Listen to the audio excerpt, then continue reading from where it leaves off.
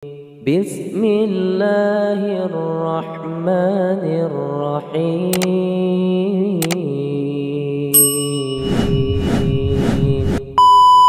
Assalamualaikum warahmatullahi wabarakatuh.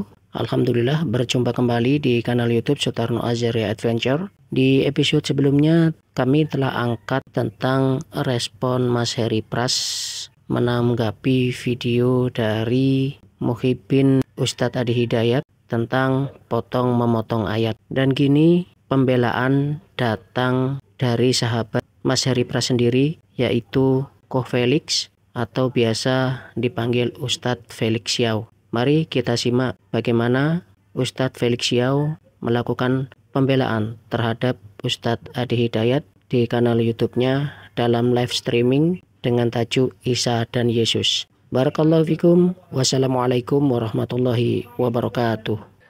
Assalamualaikum warahmatullahi wabarakatuh. Alhamdulillah, puji dan syukur senantiasa kita panjatkan pada Allah Subhanahu wa taala. Sebagaimana salawat dan salam semoga tercurah dan terlimpahkan kepada baginda Nabi besar Muhammad sallallahu alaihi wasallam.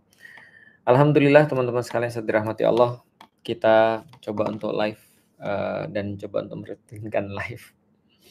Dan seperti yang teman-teman sudah lihat ya, judulnya ini adalah kita coba untuk ngomongin tentang Ustadz Adi Hidayat. Dan teman-teman mungkin sudah tahu juga kalau Ustadz Adi Hidayat bukan hanya baru-baru ini tapi belakangan ini ya terus-menerus menurutku yang mendapatkan ujian-ujian ya, mendapatkan ujian, mendapatkan semacam kayak apa ya, exposure, mendapatkan ya musibah lah kali ya. Dan menariknya musibah itu bukan dari orang-orang di luar daripada agama Islam ya. Tapi yang menyedihkannya, yang sangat disayangkannya justru ujian-ujian ini datang daripada orang-orang Muslim sendiri. Datang daripada orang-orang yang ya harusnya lebih banyak berhusnudzon atau berprasangka baik terhadap beliau, terhadap Ustadz Adi Hidayat. Dan sebenarnya live kali ini bukan khusus bahas tentang Ustadz Adi Hidayat aja ya, tapi sebenarnya tentang sikap kita dalam memandang seperti apa sih kita memandang agama yang lain, dan lebih pentingnya bagaimana kita memandang orang-orang Muslim sendiri. Lebih khusus lagi kepada guru-guru kita. Jadi teman-teman sekalian, ini video banyak sekali diminta sama orang-orang untuk gimana tanggapannya tentang videonya Ustadz Adi Hidayat. Yang kalau teman-teman belum tahu ya, itu Ustadz Adi Hidayat itu lagi ada acara gitu. Terus ingin menunjukkan bahwasanya toleransi di dalam Islam itu benar-benar nyata. Artinya beliau kayak manggilin orang-orang yang bukan Muslim gitu ya, orang-orang mungkin Katolik atau Kristen, Nasrani, lalu kemudian mereka diminta untuk baca ayat, lalu kemudian Ustadz Adi menampilkan ayat-ayat yang beliau anggap atau beliau pikir itu serupa, gitu kan ya. Tapi yang muncul tentu saja teman-teman sekalian, yang muncul beritanya adalah Ustadz Adi nyamain antara Yesus dengan Isa. Saya tahu juga bahwasanya tidak tidak semua orang perlu dengan ilmu ini, dan tidak semua orang juga rame sih ketika masalah Ustadz Adi ini muncul gitu kan ya. Jadi tidak semua orang juga rame, tidak semua orang juga penting untuk membahas ini.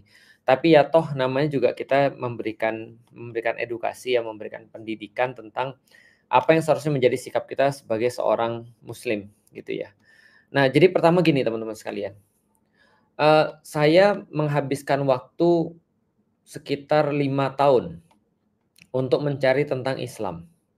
Jadi saya tuh lahir Katolik, saya dibesarkan dengan pengetahuan agama, itu agama Katolik. SD saya itu di Palembang, SD Saverius berapa ya? Saverius 6 ya kalau nggak salah ya. Saverius 6 Saverius berapa sih? Pokoknya SD saya Saverius, sekolah Katolik ya. SMP saya Saverius Maria. Saverius 2 kayaknya saya ya. Lalu kemudian Saverius Maria SMP-nya. SMA-nya saya Saverius 1. Jadi dari SD sampai kemudian SMA, ya sedikit banyak saya diajarin tentang agama Katolik. Singkat cerita SMP kelas 3 tuh saya kemudian merasa ragu dengan agama saya dan akhirnya saya memerlukan 5 tahun tuh dari SMP kelas 2 atau kelas 3 lah gitu ya. Sampai saya masuk kuliah. 5 tahun saya perlu untuk belajar tentang Islam dan memutuskan akhirnya masuk Islam. Jadi teman-teman sekalian, sebenarnya ya kalau teman-teman tahu dari sudut pandang saya secara pribadi ketika saya bersentuhan dengan orang-orang muslim, saya tuh nggak terlalu kaget. Kenapa? Karena setidaknya waktu itu saya sudah punya pandangan bahwasanya agama Islam itu ya mirip-mirip agama Katolik. Mohon maaf ya, ini kan kita belum bahas tentang dalil ya, kita cuma bahas pandangan saya aja sih. Pandangan saya ketika saya melihat orang-orang muslim ketika masuk ke kuliah, kan interaksi saya dengan orang-orang muslim kan banyaknya ketika kuliah ya. Jadi ketika kuliah itu saya melihat bahwa setidaknya sebelum saya berinteraksi dengan Islam, saya sudah tahu nih bahwa Islam ini ya mirip dengan agama Katolik. Misal seperti apa? Nih fun fact ya, fun fact teman-teman sekalian. Saya tuh kaget ketika pernah satu waktu ketika saya jalan di Palembang, ketika maghrib, itu saya lewat masjid, mereka lagi sholat jamaah ketika di maghrib itu, tiba-tiba ada kata-kata gini, amin gitu. Jadi kan ya biasa kalau kita tahu sebagai seorang muslim kan ghairil maghdubi alaihim waladdallin. Jawabannya kan ya amin gitu kan ya. Nah, maka itu membuat saya kaget tuh. Sebelum saya lanjutin kenapa saya kaget ya. Ternyata ini baterainya lowbat. Tunggu bentar ya, mau ngambil colokan.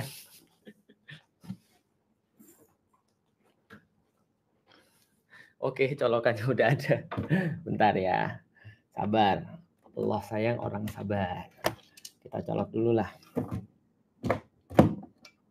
Oke, kita amankan dulu ya. Oke. Dah. Nah, jadi kita balik lagi ya. Ada kata-kata gini, amin gitu.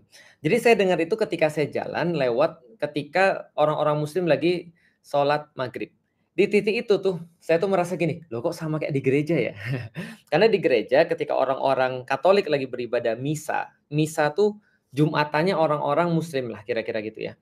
Nah, ingat ya, begitu saya bilang misa itu kayak mirip di Jumatan orang-orang muslim, bukan berarti saya menyamakan antara Jumatan dengan misa, tapi udahlah nanti kita bahas ya. Oke. Karena di misa atau hari-hari beribadahnya orang-orang Katolik di hari Minggu itu ada kata-kata kita juga menjawab amin. Saya bilang, "Loh kok sama-sama amin ini?" Waktu itu saya nggak tahu semirip apa antara agama Islam dan agama Katolik, tapi saya mendengar, oh ada kesamaannya ya, ada sama-sama amin. Ke belakang ketika saya belajar lagi dan saya belajar lagi, ternyata saya juga tahu bahwasanya orang-orang muslim itu juga punya tokoh yang mirip dengan Maria, yang saya yakini waktu itu ya. Kan di orang-orang Katolik itu ada doa namanya Salam Maria. Maria itu ya ibunya Yesus gitu ya. Maka ketika itu saya tahu dari teman saya muslim ternyata ada juga tokoh yang sama kayak Maria. Namanya Maryam. Wes. Maryam itu kayak ke gurun-gurunan gitu ya. Kalau Maria itu kayak ke modern-modernan gitu. Bagi saya waktu itu ya. Jadi ada Maria, ada Maryam. Dan ternyata sebagaimana Maria punya anak namanya Yesus, ternyata di Islam waktu itu saya tahu dari teman saya ternyata Maryam ini punya anak namanya Isa gitu. Berarti coba saya waktu itu mikir, wah ternyata benar ya, mirip ya, makin banyak kemiripannya. Maria sama Maryam. Isa sama Yesus gitu kan ya. Jadi Yesus sama Isa gitu kan. Itu ada kemiripannya. Makanya saya bilang, "Oh, ternyata ada banyak kemiripannya." Belum lagi nama-nama kemiripan-kemiripan yang lain. Seperti apa? Seperti kalau kita tahu bahwasanya di Katolik waktu itu kita belajar ada Archangel Gabriel atau Archangel Gabriel ini adalah yang memberikan wahyu, yang memberikan revelation gitu ya. Sedangkan di dalam Islam ada yang namanya malaikat Jibril. Nah, artinya oh ya mirip-mirip juga ya antara Gabriel sama Jibril gitu. Belum lagi waktu itu orang-orang di Indonesia Katolik tuh menamakan Tuhannya itu Allah. Sedangkan orang-orang muslim memanggil Tuhannya namanya Allah. Ya, tulisannya juga Allah, tapi ketika dibaca jadi Allah gitu kan ya. Sedangkan di Katolik Allah, makanya Allah Bapa gitu ya. Kalau di dalam Islam Allah gitu. Nah, ternyata ada banyak kata-kata yang sama tuh di dalam agama Katolik dan di dalam agama Islam. Sehingga pada saat itu saya merasa nggak asing dengan agama Islam, cuma bedanya ya taste-nya aja, apa ya, kayak vibes-nya tuh kayak gurun gitu maksudnya. Ya contoh kayak tadi ya, Musa, itu kan gayanya kayak gurun, bagus kan Moses gitu. David, keren, tapi ini Daud gitu kan ya. Jadi kira-kira gitu tuh. Nah, jadi kayak ada kesamaan yang saya melihat ya berarti ya nggak ada jauh bedanya. Apalagi kalau ditanya sama-sama tentang siapa manusia pertama, ya orang-orang Muslim dan orang-orang, Katolik akan menjawab dengan sangat yakin manusia pertama adalah Adam, gitu ya. Artinya ya beda sih, kalau orang Inggris bacanya Adam gitu kan ya. Kalau kalau orang Indonesia Adam. Jadi artinya sama aja. Ya Adam dan Hawa, Adam and Eve gitu ya. Ya kayak gitu-gitu. Nah, jadi sebenarnya teman-teman sekalian pengen saya kasih tahu dulu bahwasanya terkadang memang ada perbedaan-perbedaan itu yang diakibatkan oleh fonem, yang diakibatkan oleh cara orang tuh melafalkan. Cara orang itu untuk apa ya, disesuaikan dengan lidah setempat atau dengan bahasa setempat. Ya misal gampangnya gini deh, kalau orang Jawa, orang Sunda itu kan kita bisa katakan mirip. Walaupun tadi kita tidak berarti menyamakan antara orang Jawa dengan orang Sunda. Dan ketika kita berbicara tentang Jawa dan Sunda, itu ada kesamaannya. Misal ya, kalau kita bilang di bahasa Jawa misalnya, ya, misalnya di bahasa Jawa apa tuh yang mirip-mirip misalnya, eee eee, toto, menata. Di dalam bahasa Sunda tata kan gitu ya. Ya sama nggak? Sama. Ya sama-sama artinya itu. Cuma karena memang perbedaan bahasa jadinya berbeda cara pengucapan, tapi artinya ya sama gitu maksudnya. Atau dalam bahasa yang lebih bahasa inilah, bahasa orang-orang Eropa. Good morning, good morning, good morning. Tulisannya G-O-O-D, morning seperti biasa. Itu bahasa bahasa Inggris ya, bahasa Inggris Americans atau ya Inggris UK juga good morning. Dengan bahasa yang satu rumpun. Itu misalnya kayak bahasa Jerman, Guten Morgen. Sama kan ya? Guten Morgen, good sama good juga, tapi tulisnya G-U-T, Guten Morgen, sama good morning. Artinya ya, nggak ada bedanya sih, artinya tetap sama, selamat pagi gitu kan ya. Nah, itu adalah salah satu contoh. Nah, di sini teman-teman sekalian kita perlu tahu bahwasanya perdebatan-perdebatan itu kadang-kadang menjadi tidak relevan ketika dibahas dalam platform yang tidak relevan dan niat yang tidak baik. Oke, saya ulangin ya. Bahwasanya perdebatan itu terjadi tidak bagus ketika platformnya itu berbeda. Jadi alas atau aras yang dijadikan sebagai perdebatan itu atau platform yang dijadikan sebagai dasar perdebatan itu tidak sama. Tidak satu platform yang dijadikan sebagai dasar perdebatan itu. Dan juga dia tidak punya intensi atau niat yang baik. Nah, itu diskusinya jadi nggak bagus tuh.